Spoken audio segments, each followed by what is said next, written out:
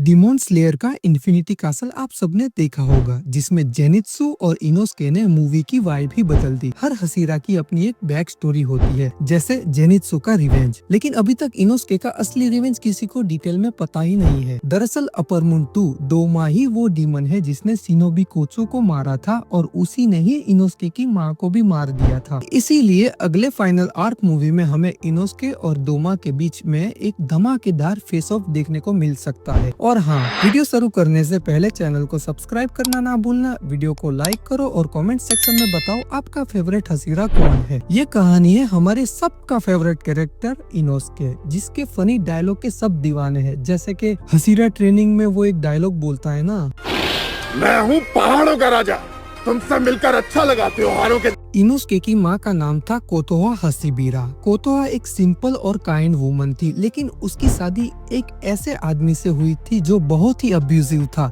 रोज का मारपीट, छोटी छोटी बातों पे वायोलेंस, और कोतोहा का जीवन नरक बन गया था। जब इनोस्के पैदा हुआ तो कोतोहा को लगा शायद सब ठीक हो जाएगा, लेकिन ऐसा नहीं हुआ। अपने बच्चे को बचाने के लिए कोतोहा ने एक दिन फैसला किया, अब और नहीं, मैं इनोस्के को लेके ये घर छोड़ दूंगी।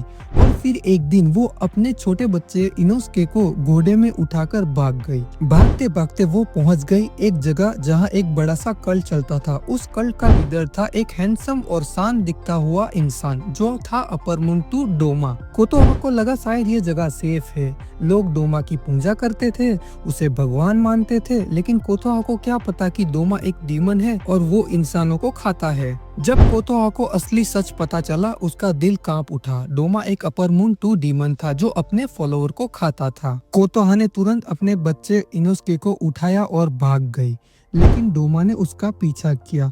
क्लिफ के किनारे पर कोतोहा रुक गई। सामने डोमा, पीछे गहरी नदी।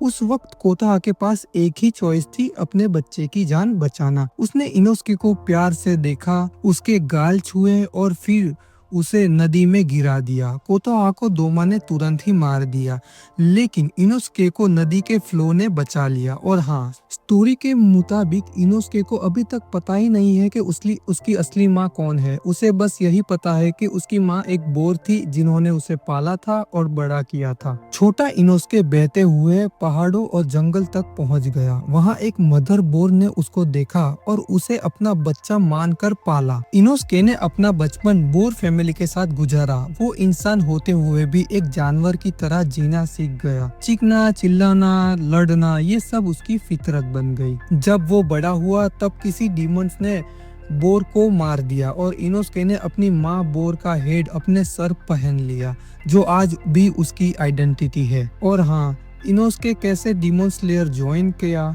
वो तो सबको पता होगा। एक दिन एक डिमन स्लेयर क्रॉप का सदस्य इनोस्के के जंगल में ट्रेनिंग करने आता है।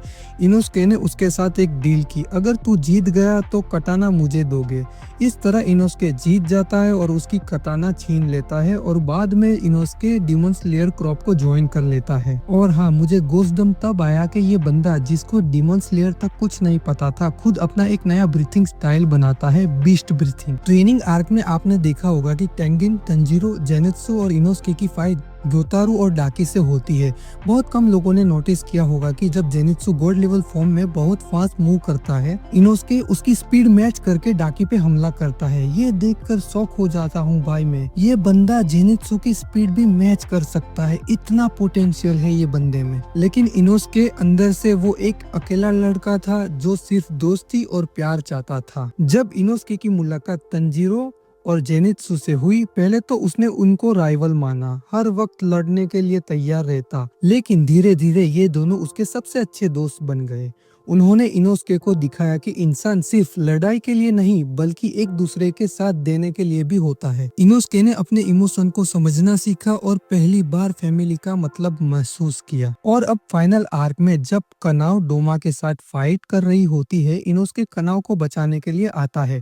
डोमा तब इनोस्के से बोलता है, मैंने कहीं तुम्हें देखा है, और ये पूरी स्टोरी इनोस्के को उसकी माँ के बारे में बताती है। और तभी इनोस्के एक अलग ही फॉर्म में आ जाता है और डोमा को बहुत बहुत ही बुरी तरह हरा देता है। आज इनोस्के सिर्फ एक जंगली लड़का नहीं बल्कि एक सच्चा वॉरियर है। उसकी कहानी हमें ये सिखाती है कि चाहे हम कितनी भी कठिन परिस्थितियों में क्यों ना पैदा हुए हो, प्यार, दोस्ती और हिम्मत से हम अपनी जिंदगी बदल सकते हैं। तो ये थी कहानी हमारा सबका फेवरेट कैरेक्टर इनोस्के की। तो मिलते हैं हमारी अगली वीडियो में। और हाँ, कमेंट करना मत भूलना कि नेक्स्ट वीडियो में किस हसीरा या किस एनिमी पे बनाऊं। Bye and take care everyone.